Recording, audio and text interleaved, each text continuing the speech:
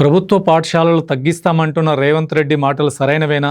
ఊరూరా సర్కారు బడులు ఉండడం అవుట్డేటెడ్ మోడలా? తండాలు గూడాల్లో స్కూళ్ళు అవసరమే లేదా?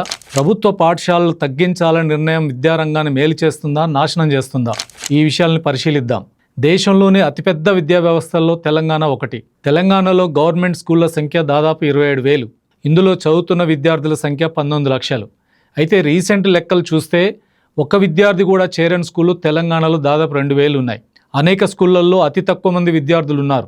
మరి ఈ కారణం చూపించి స్కూళ్ల సంఖ్య తగ్గించాలని రేవంత్ రెడ్డి గారు చెప్తున్నారు. తెలంగాణలో 27,000 సర్కారీ స్కూళ్ళు అవసరం లేదు, 4,000 స్కూళ్ళు చాలంటున్నాడు రేవంత్ రెడ్డి.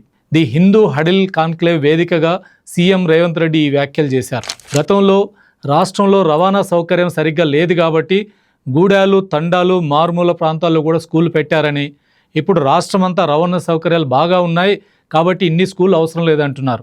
అసలు ఇప్పుడు ఉన్నదంతా అవుట్డేటెడ్ మోడల్ అని ఓ క్లస్టర్ క్రియేట్ చేయాలంటున్నారు రేవంత్ రెడ్డి గారు. మరి రేవంత్ రెడ్డి మాటలు సరైనవేనా?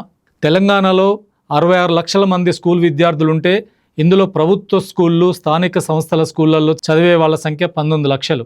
ఏ వ్యవస్థనైనా, సౌకర్యాన్నైనా, దేన్నైనా తొలగించాలన్నా, మార్చేయాలన్నా దానివల్ల ఉపయోగం లేదని, విఫలమైందని చెప్పడం ప్రభుత్వాలకు అలవాటు. నిజానికి ప్రభుత్వ స్కూల్స్ని మెరుగుపరచడం మానేసి చాలా ఏళ్ళైంది. మన దగ్గర సరైన భవనాలు లేని స్కూళ్ళు వేలల్లో కనిపిస్తాయి.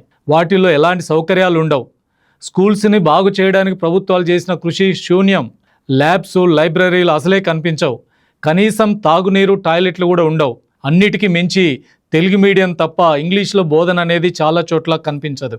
ప్రభుత్వం ఇంగ్లీష్లో పాఠాలు చెప్పాలని కొంత మార్పులు తెచ్చినా దానికి తగిన శిక్షణ, నైపుణ్యం ఉన్న టీచర్లు అసలే కనిపించరు.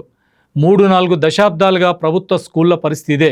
మరోపక్క గల్లీకో కాన్వెంటు, మిలీనియం, ఇంటర్నేషనల్ పేర్లతోటి అనేక ప్రైవేట్ స్కూళ్ళు వెలుస్తున్నాయి. అవి ఎంత దోచుకుంటున్నా ప్రభుత్వ స్కూళ్ళ పరిస్థితి చూసిన పేరెంట్స్ వాటి వైపే వెళ్తున్నారు. క్రమంగా సర్కారీ బళ్ళల్లో స్ట్రెంత్ తగ్గుతూ వచ్చి చివరికి 2,000 స్కూల్స్లో ఒక్కరూ చేరలేదు.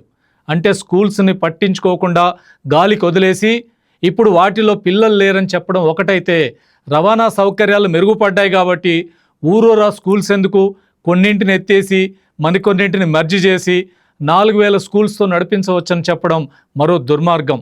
ఉన్న స్కూల్స్ను బాగు చేసి పిల్లలు వచ్చేలా చేయలేని ప్రభుత్వం 4,000 స్కూల్స్లో బ్రేక్ఫాస్టు, లంచ్, ట్యూటర్లు పెట్టి చదివిస్తుందట. పైగా ఇళ్ల దగ్గరికే బస్సులను పంపి పిల్లల్ని తీసుకెళ్లి దింపుతారట. విద్యారంగానికి కేటాయింపులు ఎంత ఉన్నాయో తెలిస్తే ఆ రాష్ట్రంలో చదువుని అంచనా వేయచ్చు. జీడిపిలో 4-6% లేదా మొత్తం బడ్జెట్లో 15-20% విద్యారంగానికి కేటాయించాలి. కేరళ, ఢిల్లీ రాష్ట్రాలు 20% కేటాయిస్తున్నాయి. ఇన్ని కబుర్లు చెప్తున్న రేవంత్ ప్రభుత్వం మొన్నటి బడ్జెట్లో కేటాయించింది కేవలం 8.5% మాత్రమే. మేనిఫెస్టోలో 15% కేటాయిస్తామని కబుర్లు చెప్పింది. అసలు విషయానికి వచ్చేసరికి సగానికి సగం కోసేసింది. విద్యం, వైద్యం, రవాణా లాభ నష్టాలు లెక్కలేసుకోవాల్సిన రంగాలు కాదు. సమాజం ముందుకెళ్లాలంటే, దేశం అభివృద్ధి చెందాలంటే ఈ 3 రంగాల్లో ప్రభుత్వం ఖర్చు చేయాల్సిందే. కానీ ఎక్కడికక్కడ వదిలించుకోవడమే లక్ష్యంగా ప్రభుత్వాల నిర్ణయాలు ఉంటున్నాయి. ఇప్పుడు చాలా ఊళ్ళకు రోడ్లున్నాయి కానీ బస్సులు లేవు. ఆర్టీసీ బస్సులనే తిప్పలేని ప్రభుత్వం విద్యార్థులకు బస్సులు పంపుతుందంటే నమ్మటం ఎలా సాధ్యం? ఇప్పటికే నర్సరీ నుండే వేలకు వేలు పెండుతున్నాయి కాన్వెంట్లు. 10th పూర్తయ్యేసరికి లక్షల ఫీజులు కట్టలేక తల్లిదండ్రులు అప్పుల్లో కూరుకుపోతున్నారు. మరి ఇదే ప్రభుత్వ పాఠశాలలు సక్రమంగా ఉంటే ఈ దుస్థితి రాదు కదా.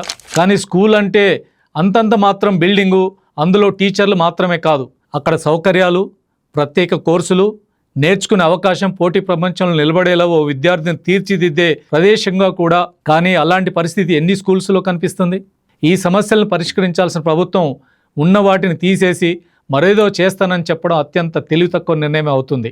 గతంలో టీచర్ల జీతాలపై ముఖ్యమంత్రి నోరు పారేసుకున్నారు. టీచర్లు బోధనను పక్కన పెట్టి రాజకీయాల్లో పాల్గొంటున్నారని, రాష్ట్రంలో ప్రభుత్వ ఉద్యోగులకే జీతాలు ఎక్కువగా ఉన్నాయని గతంలో రేవంత్ రెడ్డి గారు ఈ మాటలు చెప్పారు. ఇప్పుడు పాఠశాలలో కుదింపుపై చేసిన ప్రకటన కూడా సామాన్య జనానికి చాలా నష్టం కలిగిస్తుంది. ఒక ఊరిలో స్కూల్ని ఎత్తేయడం అంటే ఆ ఊరిని చదువుకు దూరం చేయడం లాంటిదే. ఆ గ్రామం నుంచి విద్యా వ్యవస్థ పూర్తిగా దూరమయ్యే ప్రమాదం ఉంటుంది. ఇప్పుడు జనాభా తక్కువగా ఉన్నా, ఫ్యూచర్లో పెరిగినా స్కూళ్లను పునరుద్ధరించే సీన్ ఉండదు. రేవంత్ రెడ్డి చెప్తున్న మాట ఒకటి నిజమే. కొన్ని స్కూళ్ళలో 5-10 లోపు విద్యార్థులు ఉన్నారు. కానీ అలా ఎందుకు తగ్గారనేది ఒక పాయింట్ అయితే, ఆ 5-10 మందిని కూడా చదువుకు దూరం చేస్తారా అనేది మరో పాయింట్. జపాన్ లాంటి దేశంలో ఒక్క విద్యార్థి కోసం ఒక ట్రైన్ నడిపారని తెలుసుకొని ఆశ్చర్యపోతుంటాం. కానీ మన దగ్గర ఒక్క స్టూడెంట్ ఉంటే స్కూల్ ఎందుకు అంటున్నాం. కేరళ రాష్ట్రంలో ప్రభుత్వ స్కూల్ విద్యను అత్యున్నత ప్రమాణాలతో అభివృద్ధి చేశారు. దేశానికే మోడల్గా తయారు చేశారు. ఆధునికను కూడా జోడించారు. ఢిల్లీలో కూడా ఇటీవల ప్రభుత్వ విద్యలో మంచి మార్పులు తీసుకొచ్చారు. ఈ అనుభవాల నుండి మన రాష్ట్రం కూడా నేర్చుకోవాలి. ప్రభుత్వ స్కూళ్లను మూసివేయాలనుకుంటే అది రాష్ట్ర భవిష్యత్తును తీవ్రంగా దెబ్బతీస్తుంది.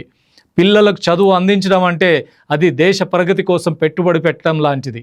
ఆ విషయంలో లాభ నష్టాలను వెతుక్కోవడం అంటే ప్రభుత్వాలు తప్పు చేస్తున్నట్టే.